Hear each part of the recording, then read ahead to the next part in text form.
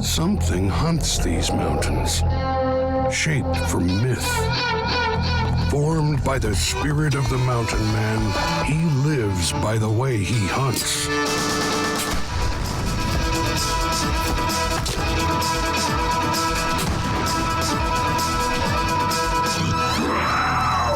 Born of the mountains, blood of the Indian, he survives by hawking and longbow. He's alone, he's free, he's forged by the elements. Journey with the last of a breed, Sasquatch, mountain man. There's always a hunter's moon in the sky above the wild lands where Laramy Miller treks. On his odyssey through the realm of his mountain men forebearers, Laramy has survived on powder smoke. The mightiest game of these territories has been his goal, testing a lifetime of skills and undaunted resolve. No more so than when face to face with the most powerful monarch of these mountains. Misfire, and now hell could be coming to breakfast. A small cap of copper and mercury is all that stands between Sasquatch eating or being eaten.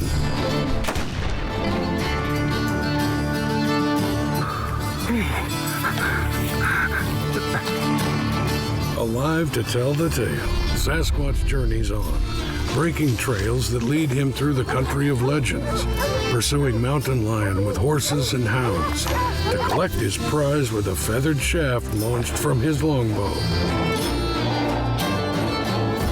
Weather and White Death stalk Laramy in the northern reaches of the Louisiana Purchase as he stalks the stately elk, known to the Shawnee as Wapiti, the white-rumped one. Rifle, longbow, and trap, all part of Sasquatch's traditional toolkit. In the heavy timber of the one-time Oregon Territory, Laramy has to take a longer shot than he likes with his hawking. That was a far shot for the muzzleloader, but I think I hit him. But hours on the track find only a few drops of blood before all sign ends.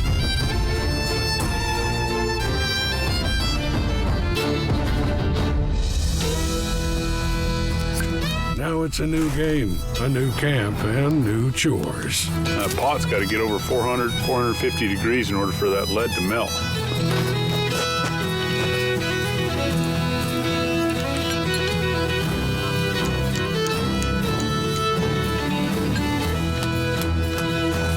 It's just a few steps. You heat up your lead, get it hot enough to where it's nice and smooth.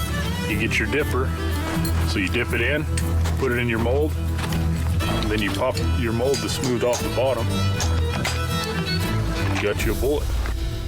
The best bullets are made from lead type, so maybe the pen is mightier than the sword. Laramy Miller has come to Whitetail country, following trails pointing northeast to the territory of the deer. The fall is progressing, and the gray skies and rains are continual, the downpour turning the bark of the trees black. The deer, too, are showing the restlessness of the season. Saw this nice 3.5-year-old 8-point.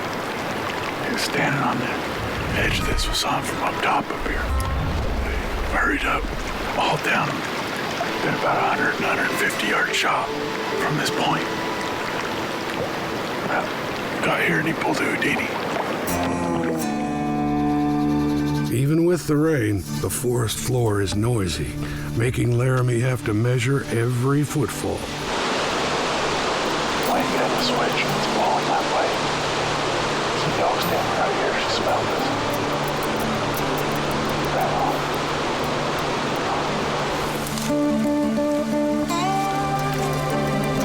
The bucks will be near the does adding more ears and eyes to detect Sasquatch.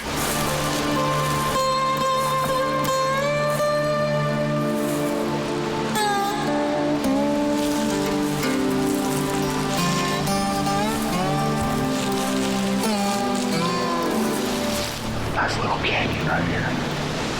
We'll sit down. The wind's blowing pretty bad today, so they can't hear it from very far away, but I'm gonna do a little grunting and rattling.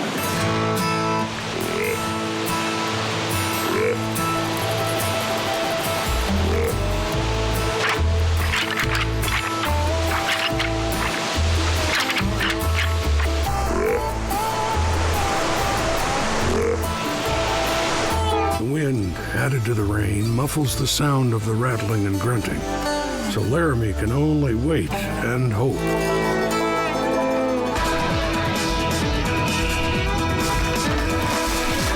Make me a worm pretzel.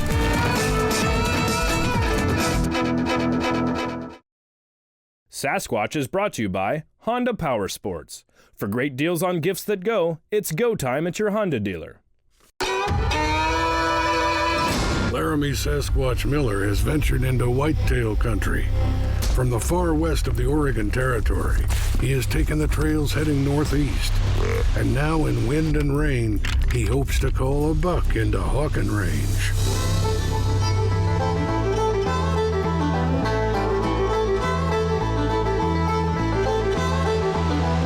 Decided to sit along the edge of this opening right here and do a little grunting and rattling. For about 5 minutes, a little 8-point come in. He was curious as all heck. Boy, he sat there. He could see us sitting right on the edge of this. And he sat there and pissed on his back legs and rubbed them together. He didn't know what was making that grunting noise, but he knew there was something there. That's what it's all about, is getting close encounters like that. No matter if it's a 200-inch deer or a 2-inch deer. It's all exciting to me.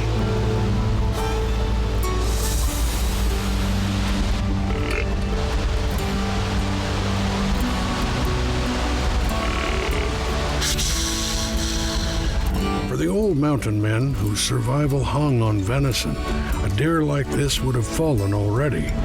But for a man called Sasquatch, there's also the consideration of ethics, which tells him that this buck has more years ahead of it to reach its full potential and full maturity. Notice how he kept turning his head and then looking back real fast. He's just trying to get us to move. For some mountain men, being unable to move was the greatest threat. Mountain man Raphael Carafel has found a frozen hell. Snow falls heavy on the trail, and Carafel's way is blocked by drifts. He pushes forward as far as his strength carries him, then burrows into the snow like an animal. Snow falls 8 days, and Carafel sees no game. Now his feet are frozen. He beats on them with his rifle butt and forces himself to stagger ahead for hours, but can only make 2 miles. Snowed in, he's stranded 41 days, shooting passing game, using flaming branches to fight off wolves that are trying to steal from him. The weather breaks, and Carafel reaches a settlement in 10 torturous days, losing half his blackened feet along the way. His only food, a drowned buffalo calf pulled from a river.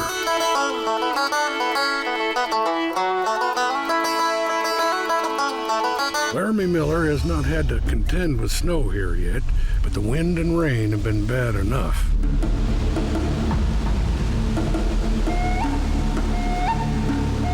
The deer are plentiful, but Laramy still has to keep to his ethical standards. Been sitting here about 4 hours. Seen 4 deer. Deer an hour, I'll take that. Pretty cool day, probably in the upper 20s, low 30s. Wind blowing like crazy. We had a 2-year-old buck at about 10 yards. Now we just had a yearling doe at about 10 yards. That's a good sign. The yearling doe's all by herself.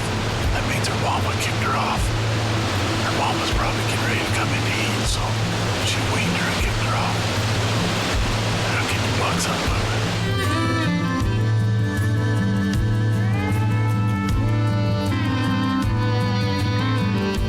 Being seen is not the problem, though, as the wind howls through the trees and threshes the leaf fall on the forest floor, putting the deer on edge. With darkness, the wind dies, and camp beckons.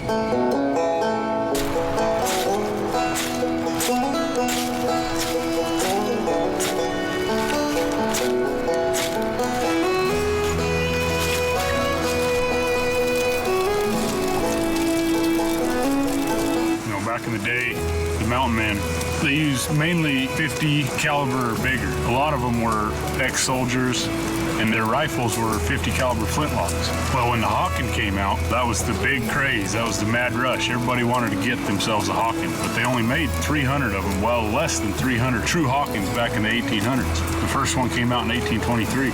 But the reason the Hawken was such a crave is because your other rifles had anywhere from 40 to 46 inch barrels on them.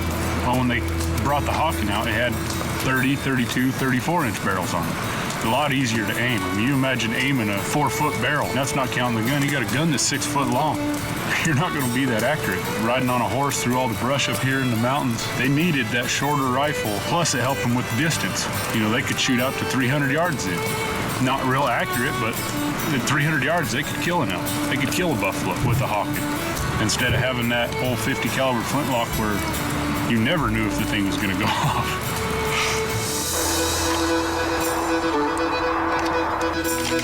Care and maintenance, gun oil, and elbow grease are constants in keeping your Hawken in firing order.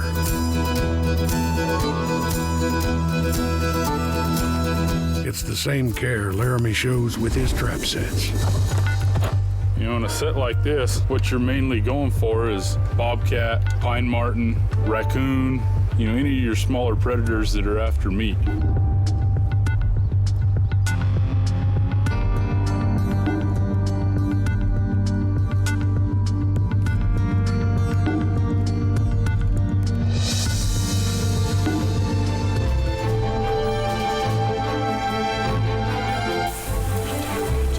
What Laramy does not see is a big buck.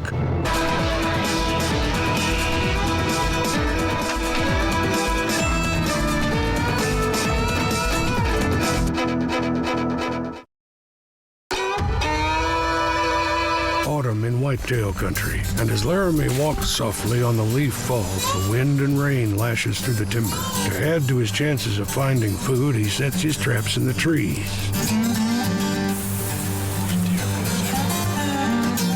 He follows tracks, but head-high grass hides the deer. Time has now taken on the cadences of the wind and rain as Laramy continues to hunt for whitetail buck. But it soon becomes clear that he's not the only one in search of deer. Laramy is sharing these hunting grounds with other predators.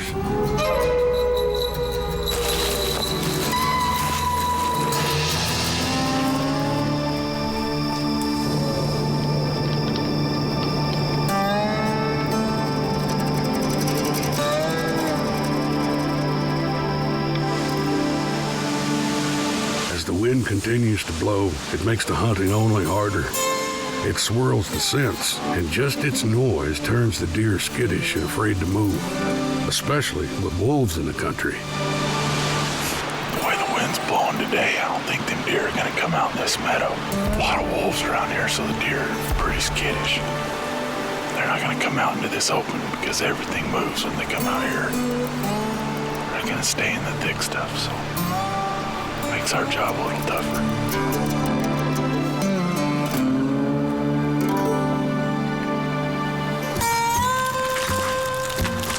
I got my first gun when I was 6 years old. My dad told me he'd give me a nickel for every prairie dog tail I brought back. So I was awfully choosy on the shots I'd take because I didn't want that prairie dog getting down that hole. Being limited to one shot at a time, it's the best training a rifleman can have. A lesson that carries over to Laramy's choice of the Hawken that takes half a minute to reload. Well, we hunted in here the first day, and it was good. We saw a lot of deer. Decided to give it a little rest yesterday and went and scouted out another place. The wind was blowing real hard, so we're going to come back and go set up here and sit here all day. And hopefully we get lucky. Sasquatch is getting itchy.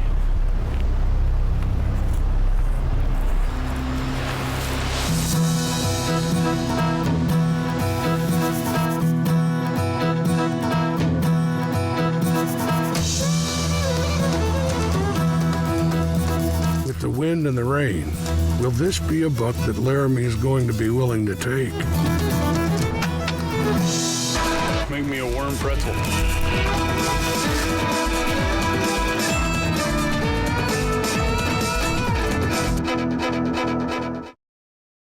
Sasquatch is brought to you by Honda Power Sports. For great deals on gifts that go, it's go time at your Honda dealer. In the north woods of the Whitetail, wind and rain and heavy cover have made the hunting hard enough for Laramy Sasquatch Miller. And now, the presence of other hunters is only making it harder as he waits for the right buck to appear.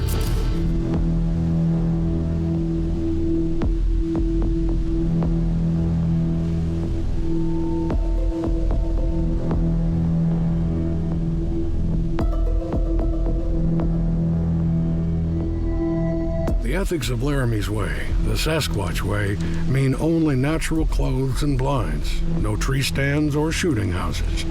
And you only have to look to see the proof of how the Sasquatch way works.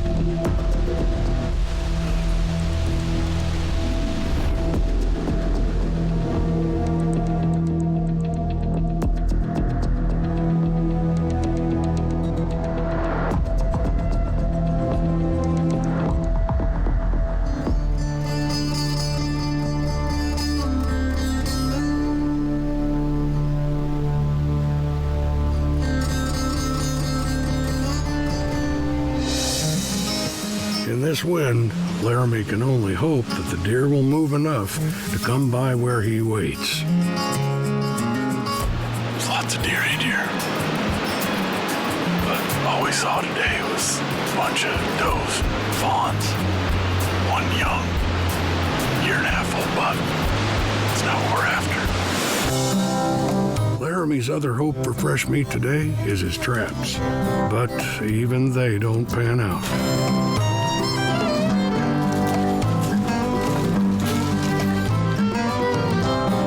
With no deer and empty traps, Laramy has only one solution for supper.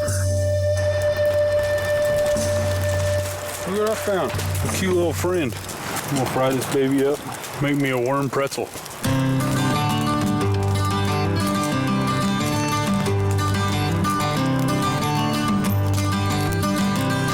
When I was a kid, my uncle, he took us out into the mountains, me and a few of my cousins, showed us what to eat, what not to eat, made us eat grubs, showed us how to start a fire with flint, showed us how to build our own shelters. He told us, he said, if anything ever does happen, you never know, it's always good to be prepared.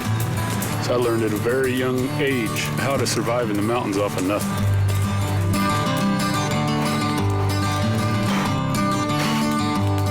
It's a worm pretzel. Juicy.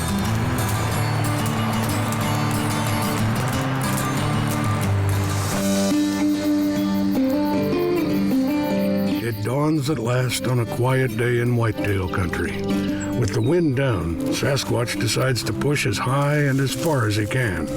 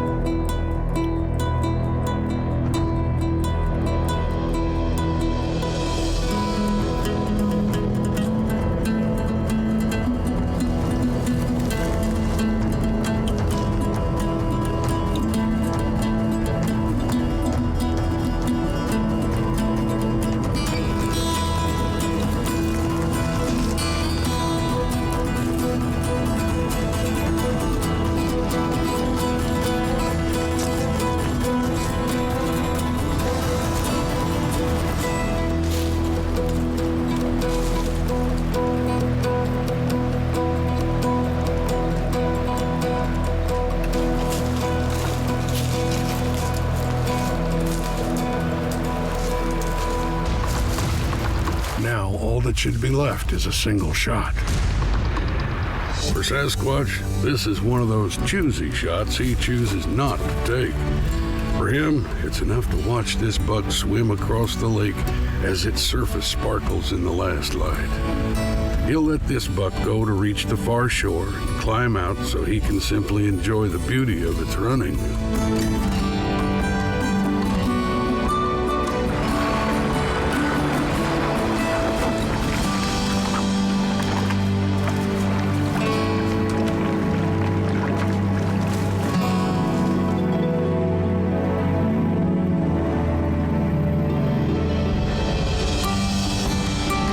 This whitetail will make its way into some new part of the woods, and while it does, Laramy Sasquatch Miller will find his way back to his camp. And there, by firelight, he'll unroll. Something hunts these mountains, shaped from myth. Formed by the spirit of the mountain man, he lives by the way he hunts.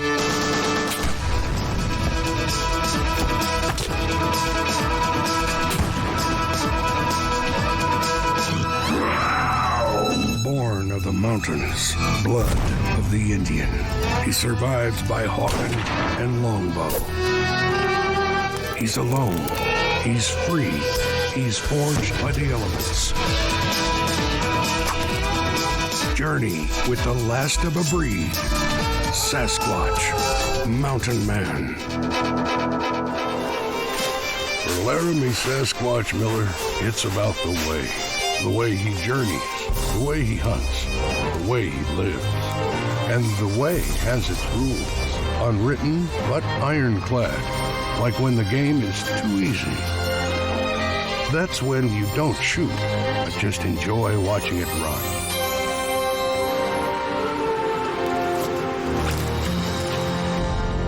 From the Whitetail woods, Sasquatch now ventures onto the prairie in search of the grandest prize of the mountain man. It's hard to overstate the significance of the horse in the history of the American frontier. Among Native Americans, it turned nomads into emperors. For the mountain man, it opened new vistas and carried him to unseen horizons. Most important, the horse made it possible to hunt buffalo. Gentling a horse to the notion of riding up on a 1-ton wild buffalo is no easy chore.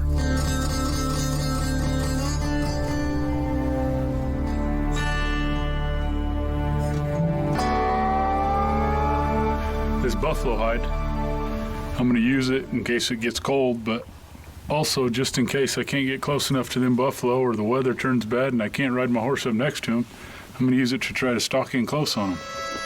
You know, this horse, he's never had any kind of wild animal draped over his back.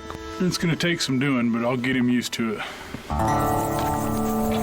When it comes to horses, you can't help but think of your betters, especially by firelight. You know, back in the day when the Indians were chasing the buffalo off the horses, they'd make themselves custom bows. They'd shorten them up to about 3 foot long so that they could shoot off the back of a horse. I don't know if anybody's ever tried to shoot off the back of a horse with a bow, but I have.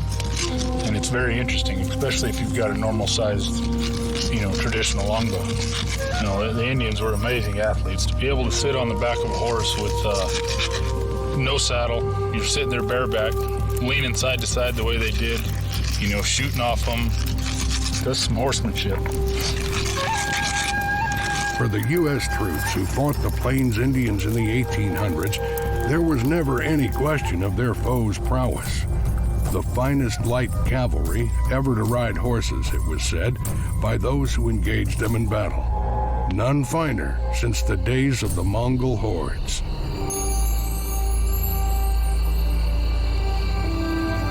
The one thing that made the Plains Indians excel as horsemen was the American buffalo.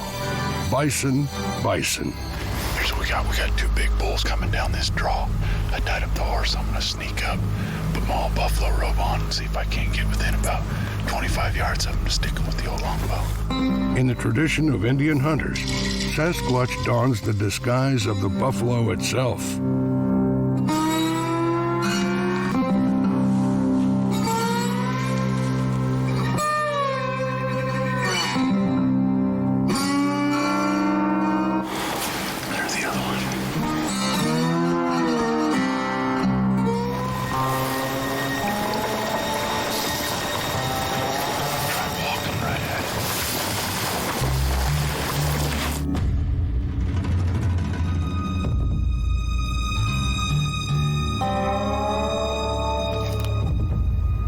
There's nothing meek or mild or dull-witted about the buffalo, as Laramy learns when he finds himself being stalked from behind by a cow with bad intent. They're at about 50 yards right now. I need about 20 more yards to be effective with this longbow.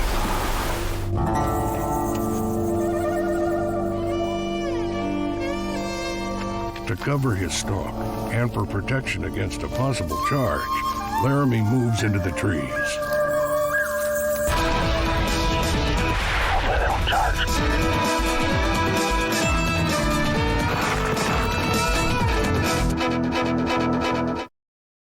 Sasquatch is brought to you by Honda Power Sports. For great deals on gifts that go, it's go time at your Honda dealer. From the back of a horse, Laramy surveys the prairie realm of the buffalo, and with his longbow, he stalks beneath a natural disguise.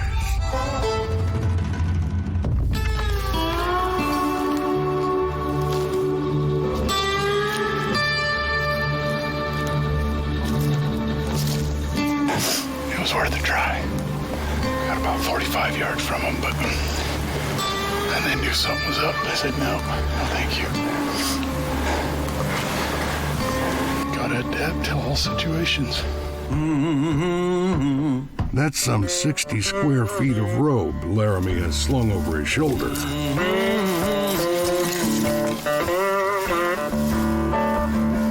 Any of you have ever tried to carry a buffalo hide around? But that's a workout in itself, even for Sasquatch. Well, I'm gonna go pick up the horse. This looks like a good place as any to camp. We'll try again in the morning. You know, there's a lot of people that always talk to me about staying out in the woods, whether it be they're lost or, you know, they're going out camping, they're going out hunting, and they get stuck and they got to spend the night out in the woods with essentially nothing. You want to make sure that before dark, you get some firewood rounded up, you find a warm, dry place to stay. But you get wet and all heck's gonna break loose. Hypothermia is gonna set in, and you'll start losing your mind, and who knows, you might be running around naked and the bear might think you're cute, or who knows what's gonna happen. So you wanna make sure you stay dry. If you ever get lost in the mountains, the one thing you gotta remember is don't ever try to find your way out at night, because when it gets dark, you can get disoriented really easy, especially when you got big mountains on the side of you and it covers everything up, you can't see any stars, you can get lost very easy. It's the mind that saves. The mountain is merciless to the foolish. Knowing you can make a meal from toasted earthworms can keep you alive.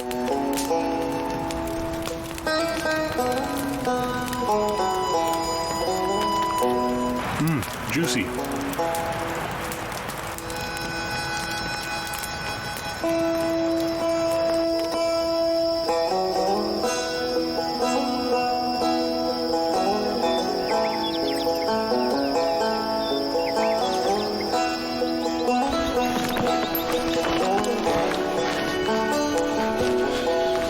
I can't tell you how many times my horse has alerted me to elk or deer or bears, or pay attention to your horse, because believe it or not, you can teach him some things, but he can teach you a lot of things too about woodsmanship.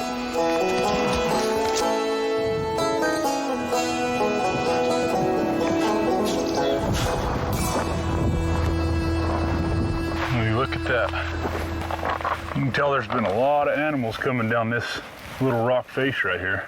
Looks like buffalo tracks. You can see the big deep gouges. I mean, it would take hundreds of thousands, if not millions, of animals coming down this for a period of time to make impressions, even though this is sandstone, to make impressions like this. It's a big plateau up here, so they probably fed up here on top, and it's just a big cliff face. So there's only a couple places to get down.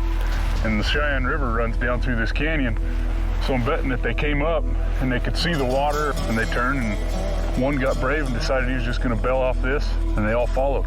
And it turned into kind of a travel corridor.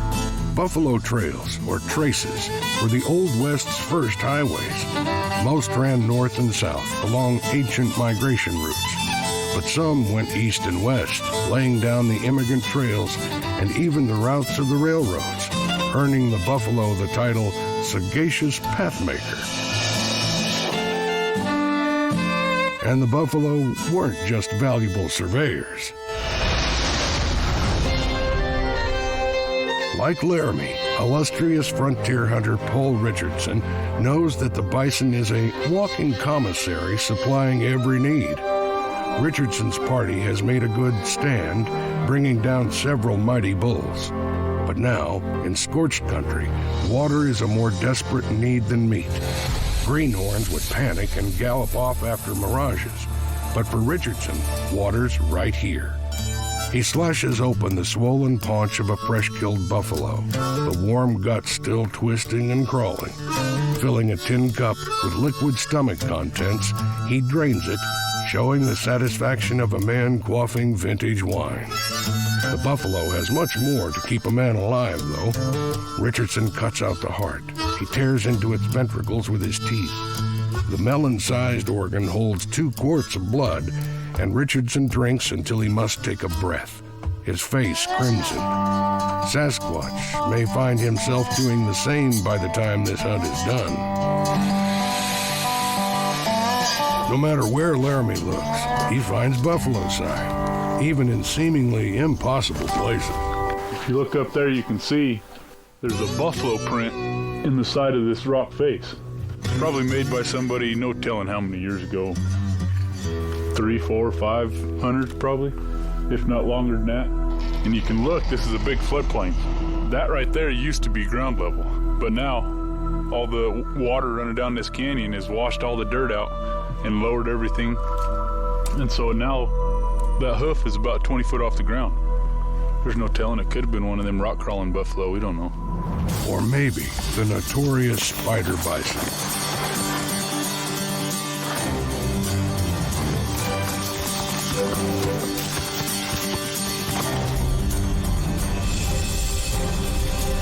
Once the most numerous large mammal on Earth, by the end of the 1800s, less than 900 bison still ran on the prairies. Today, bison number some 500,000.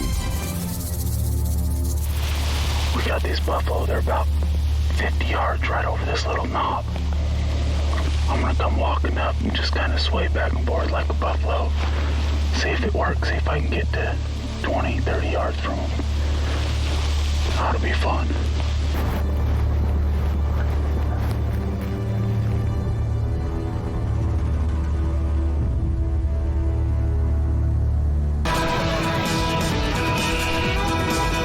Holy smokes.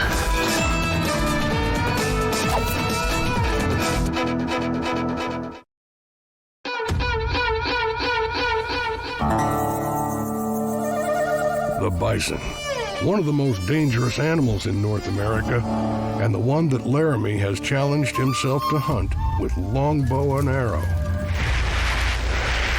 Looking right at it. We'll just walk straight up that way.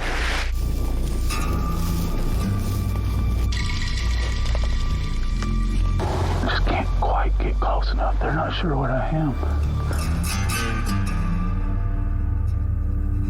Many more people are injured by buffalo than bears. The only real hope of escaping an angry 2,000-pound buffalo charging at 30 miles an hour is to outrun it on a horse. You know, back in the day, mountain men, their life relied on a horse. And the one thing when they're looking for a horse, you know, they're wanting to find a horse that has the right attitude, because when you get in tough situations, you might be, you know, in the snow or having to go through a bog. If you don't have a horse that's got that get up and go and will to live, you're in trouble. Because a horse, just like people, they all got different attitudes, and if you got a horse that doesn't want to work and doesn't want to, you know, go after things in the mountains, you're up you know what's creek. A horse is like a vehicle. You got to make sure that you maintain it. You know, you got to change the oil on a car. If you run out of oil or run out of fuel, that car ain't gonna run. Well, it's the same way with the horse. If you're gonna be spending a lot of time in the mountains, make sure one of the most important things is you look at a horse, you look at his hooves. If he's got white hooves, you're gonna have a nightmare, because you're constantly gonna be having to reshoe him and stuff like that. But if you get a horse that's got dark hooves, his hooves will last 3 times as long in the mountains. because the white hoof is a lot softer. And you know, the most tender part of a horse's foot is his frogs. I check my horse every day and make sure there's no rocks stuck in the mud right next to his frog, because that'll lame a horse up quicker than anything. For Laramy, as for his mountain men forebears and Indian hunters, it's knowing that a horse and rider are one, a perfectly matched team, venturing where they could not or would not alone.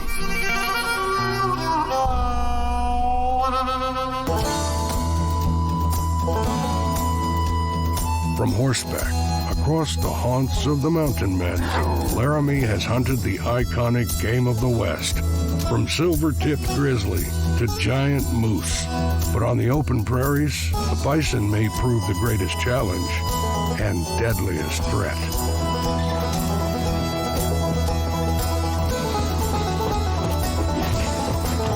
You know, it's amazing to think what our ancestors, the Indians, the mountain men, what they did to survive.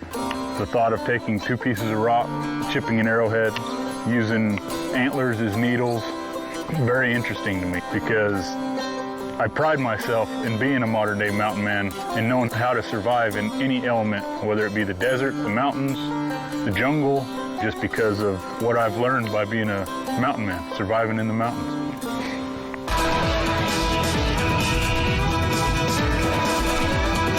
Holy smokes.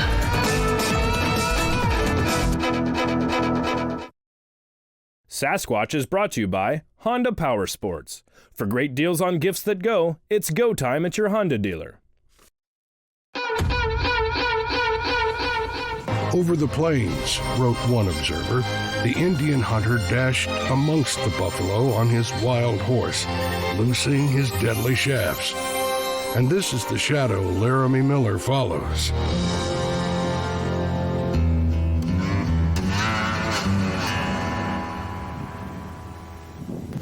I've got as you can see, there's 4 bulls and some cows right here. You know, these buffalo, they've got thick skulls.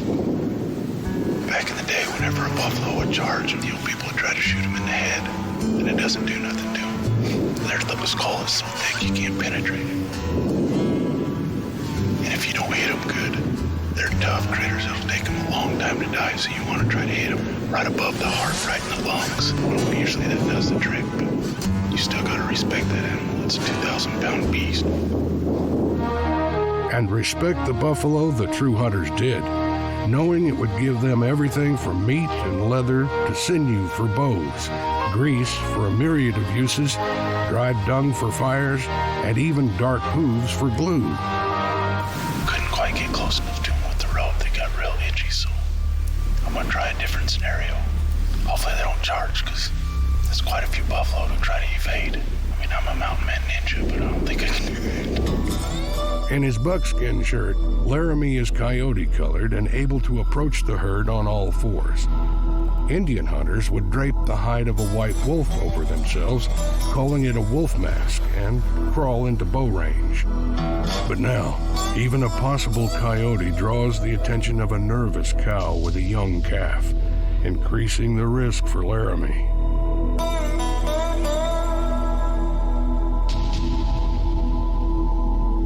Each yard that takes him closer also narrows any chance for escape. That cow really doesn't like me being here. She thinks I'm a threat to her calves.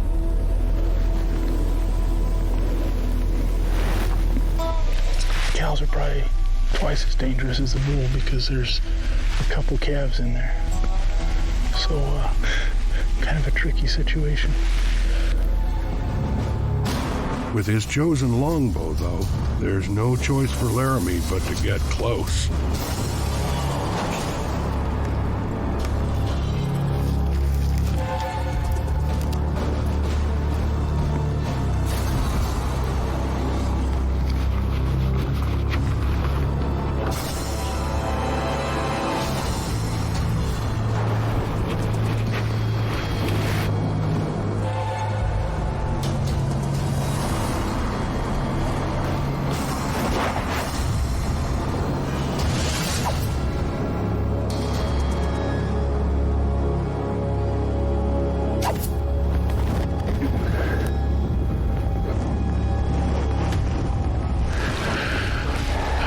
smokes. That was a little hairy. He turned and looked at me. I saw the whites of his eyes. You stand up on 2 feet and boy, they're out of there.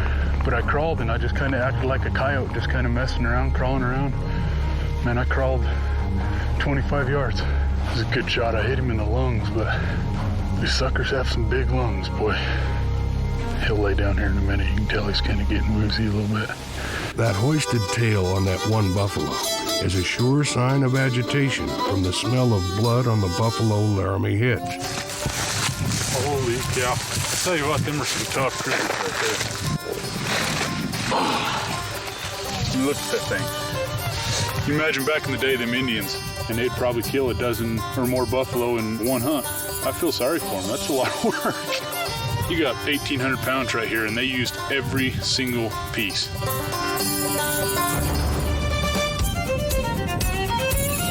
Laramy Miller knows that the buffalo is just a shadow of what it once was. When 60 million thundered across the prairie.